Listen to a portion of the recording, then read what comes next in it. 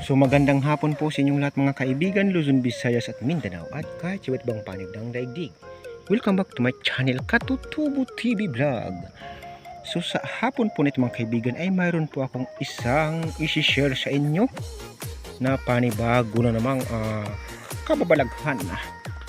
Ito ay galing sa aking mga kasama sa loob ng kitchen.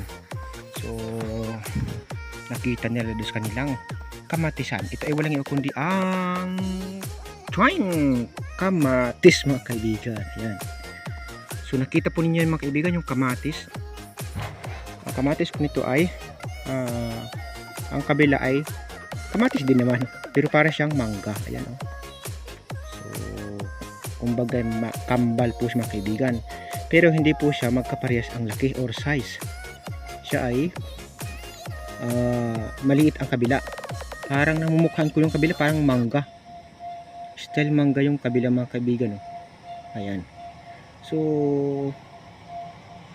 mayroon palang ganito sa kamatis mga kaibigan. Ito ay ibinigay ng kasama ko na nagluluto doon sa loob.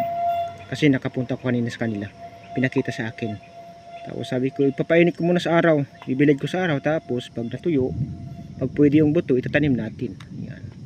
So sinare ko lang po sa inyo at pinakita na mayroon palang kambal na kamatis mga kaibigan. Parang hindi pa po ako nakita ng kambal na kamatis Ayan. So yan lang po mga kaibigan ang aking isinare sa inyo. Ang kamatis na kambal na parang mangga ang kanyang kakambal na maliit. Ayan. Kaibigan no? Ayan po siya. So nandito po tayo kayo mga kaibigan sa may tangke.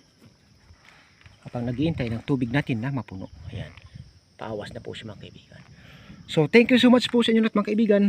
Hanggang dito na po tatapos ang aking munting video. God bless us all mga kaibigan. Bye bye you. Chewing.